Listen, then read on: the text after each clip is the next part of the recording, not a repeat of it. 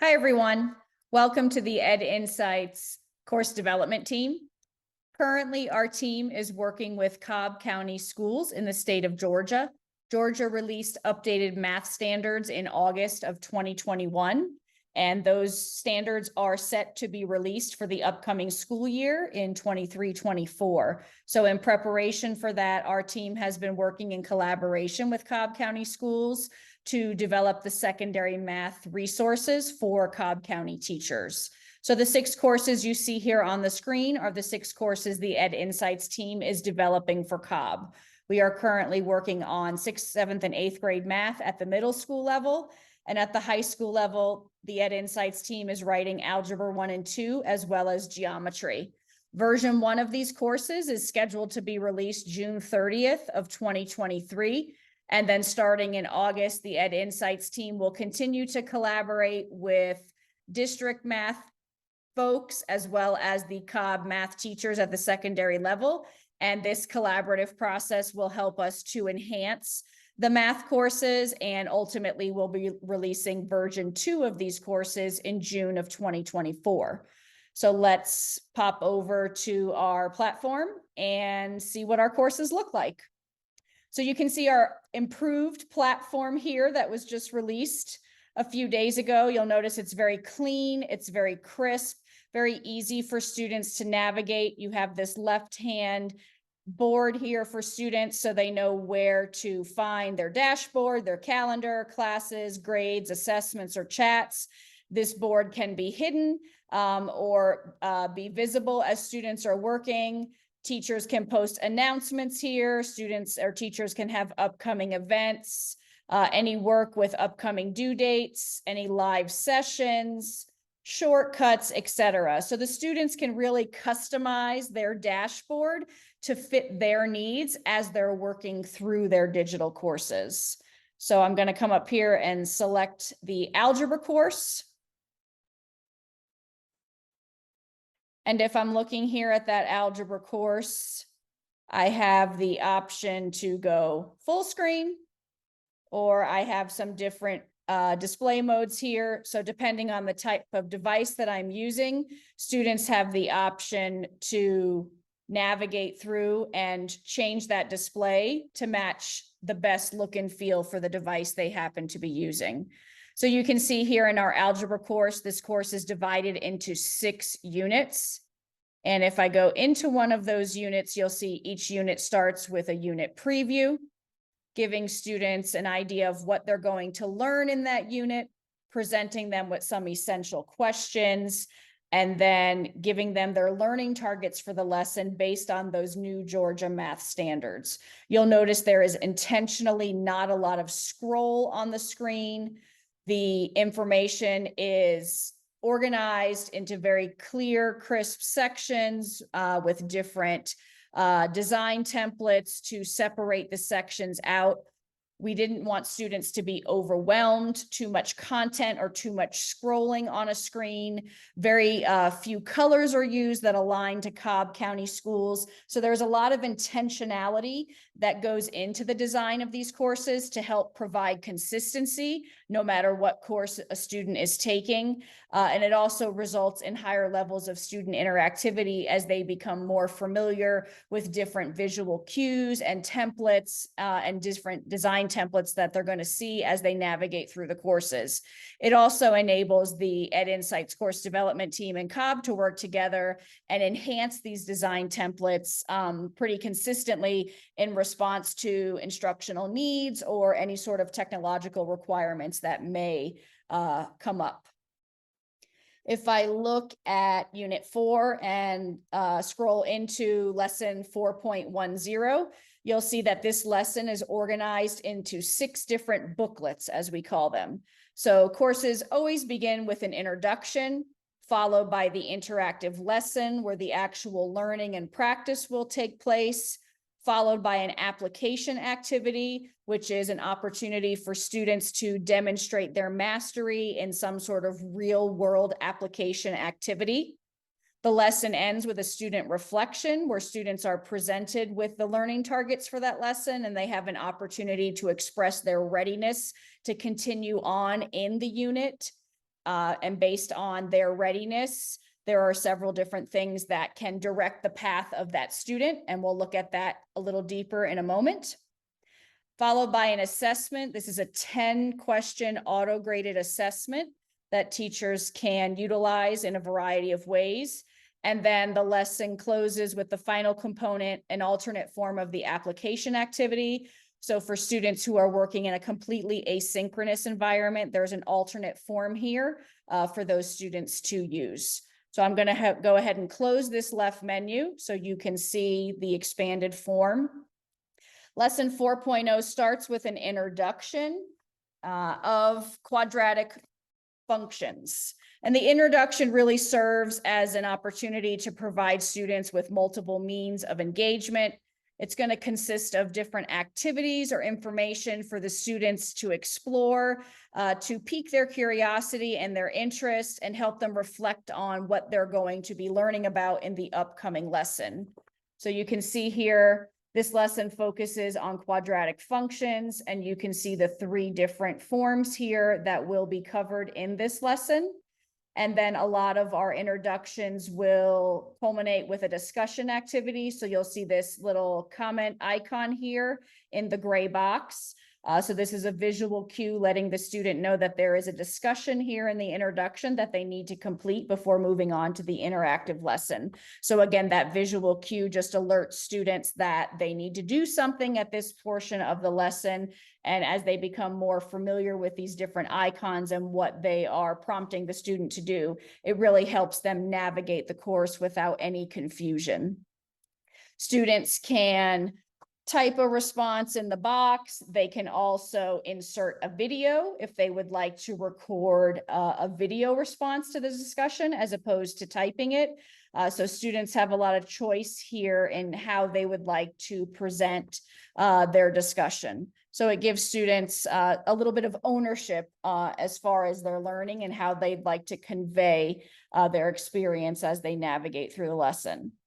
If I move beyond the introduction and get into the interactive lesson, each interactive lesson begins with a lesson summary, reminding students of what they're going to be learning. So again, you'll see this bullseye icon, so students know this is cueing them to what they're going to be learning about in this lesson. And you'll see the learning targets are written in very student-friendly language, these I can statements. Take those Georgia math standards and write them in more student-friendly language so the student can really grasp what the target is for that lesson. And then at the end of the summary page, students are cued to download their note sheet. The note sheet really helps students to focus on what's important in the lesson. It helps them stay organized and manage their own learning process. The student note sheet is a Google Doc, a Word document, or a PDF. So students can utilize the notes form online while they're working through their course, or they have the option to download it and use it from their device, or they can even print it out if they prefer a hard copy and they wish to handwrite those notes. And all of the lessons for the unit are bookmarked. So you'll see here, when we looked at that introduction page, it introduced us to quadratic forms, and then you'll see those 3 forms that were presented as examples in that introduction. So this student note sheet follows along with the student in the lesson, reminding them of critical content, providing them with a space to work out example problems and take some notes. So students can really manage their learning process and stay very organized as they navigate through the lessons if they utilize this notes form in conjunction while working in that lesson. And as we move on into the lesson, you'll see information, again, is organized into very clean tables. There are different accordions or spots where students have to actually interact in order to receive the information and then record it on the note sheet. That was intentionally done so students are not just staring at a screen mindlessly and not engaging or interacting with what they see on the screen. In order to get that information and interact with it, students are going to have to physically navigate through the lesson. So again, all of that was done by design. You'll notice very little scrolling on each screen. Again, so students are not overwhelmed and presented with too much information all at one time, preventing them from becoming overwhelmed.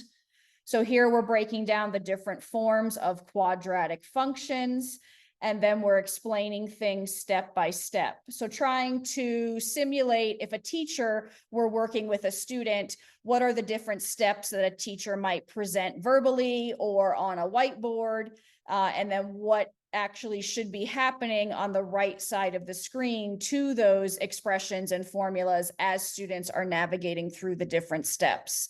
So not only are we giving the students the mathematical information that should be there as they solve these different problems, we're also trying to explain step by step what should be happening. So the student hopefully is not becoming confused or lost as they're navigating through the lesson.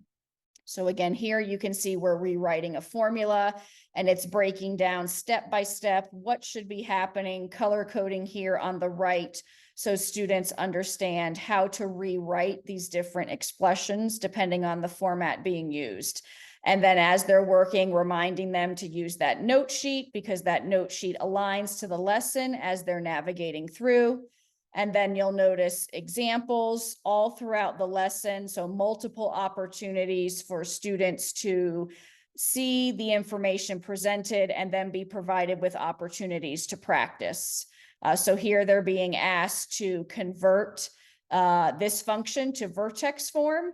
You'll see the answer here, but then underneath the answer, you see show me how. So again, that step-by-step explanation of how students should be working in order to solve that function and convert it to vertex form. So several different opportunities to practice here, align to that note sheet, and then students see the answers as they're working through.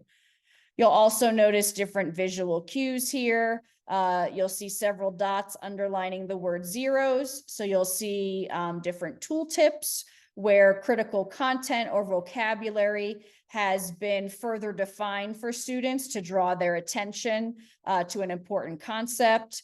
You'll see another icon here prompting the student to get out their note sheet and make sure that they're recording these different examples on their note sheet.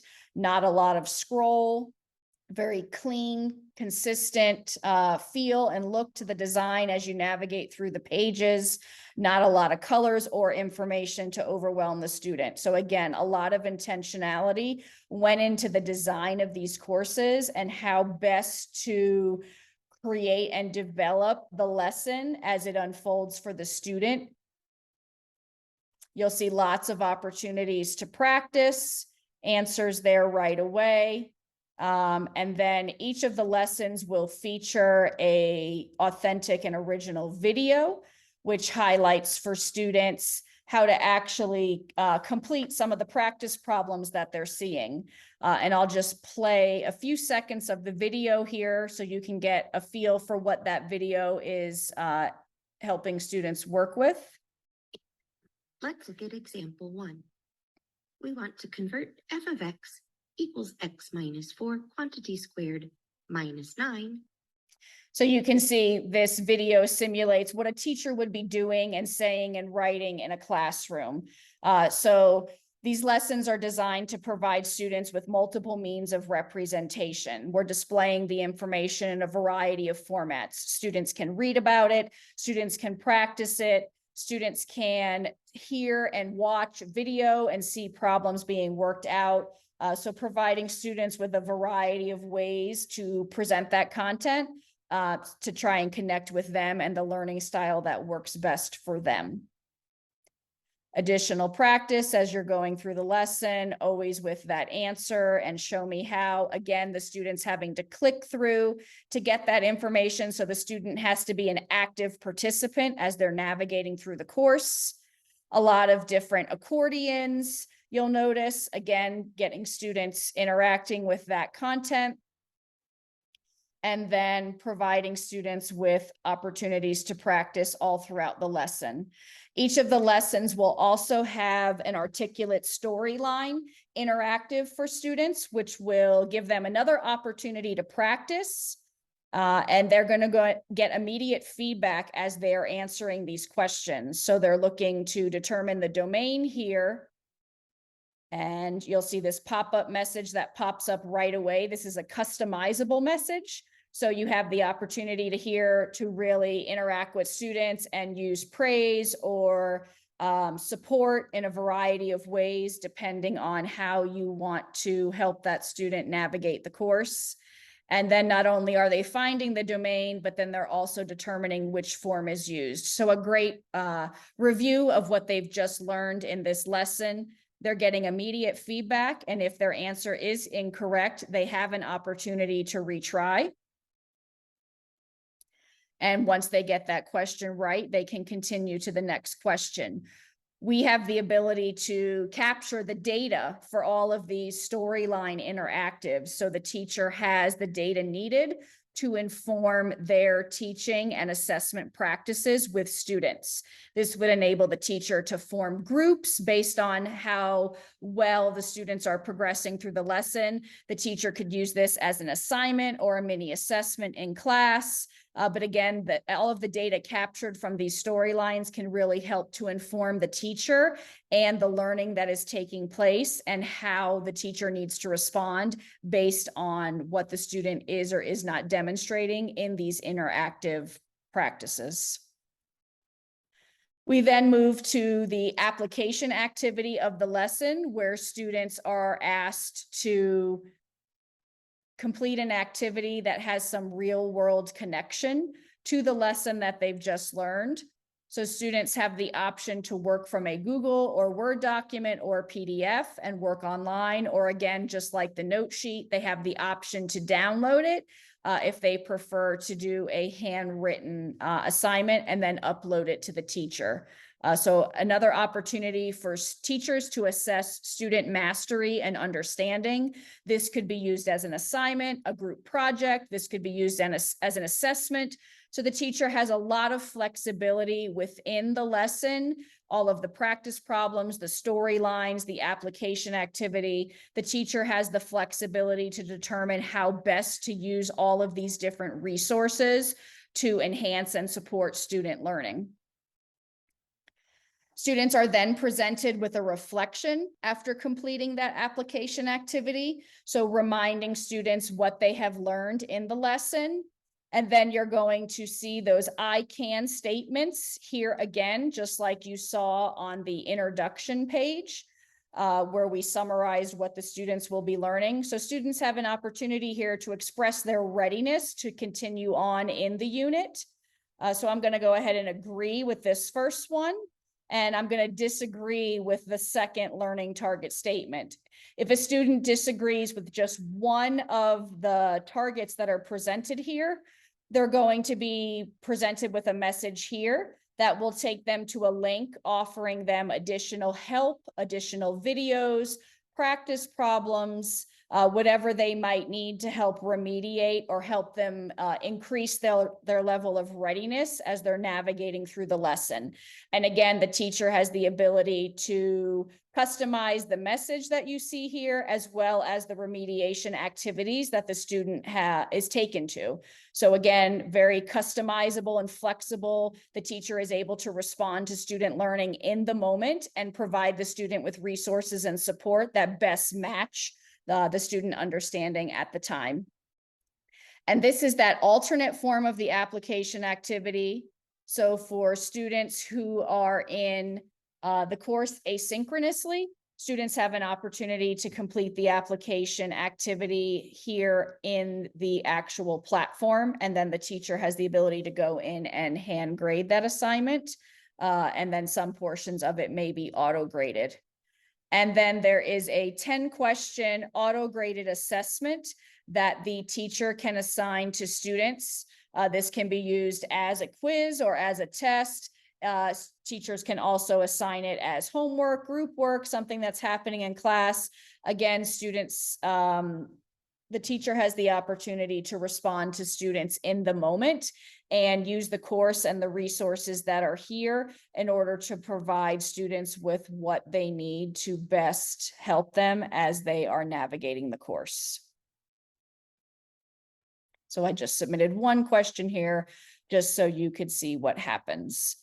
So a lot of great features in these math courses. really working to help provide students with visual cues, help prompt them, and really own their learning process as they're navigating through these different lessons.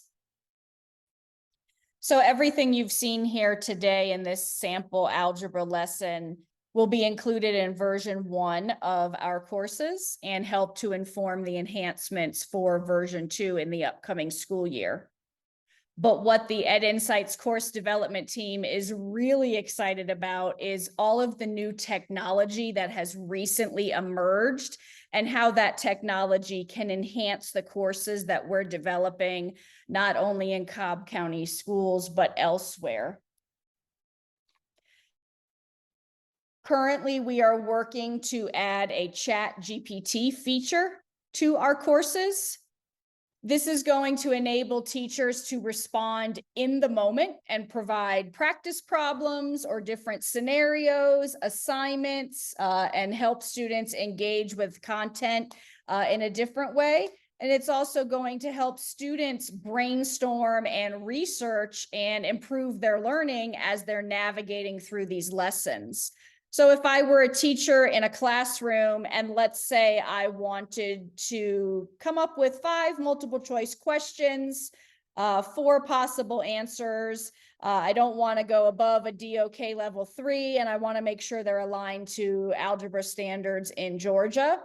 I can input very specific directions into ChatGPT, and in a matter of seconds, ChatGPT is going to generate different questions for me, as well as the answers, let me know those DOK levels. And this is an amazing opportunity for a teacher to very quickly respond in the moment to student learning and help them determine where they are in their learning. Do they need additional practice?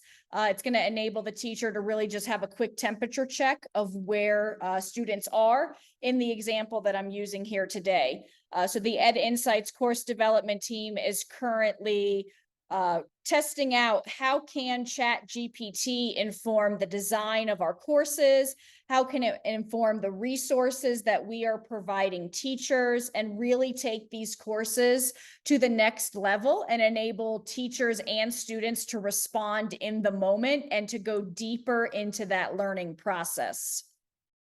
That, in conjunction with some augmented reality technology that is currently being released. Apple had its Worldwide Developers Conference June 5th, 2023, and presented some incredible technology in what they're calling Vision Pro. So no longer are we going to be limited by a display, but our surroundings are going to become this infinite campus for us to work from. And this canvas is going to enable us to see and hear and interact with all kinds of digital content and connect people as if you were sharing the same physical space. So this Vision Pro is very inspiring for the course development team.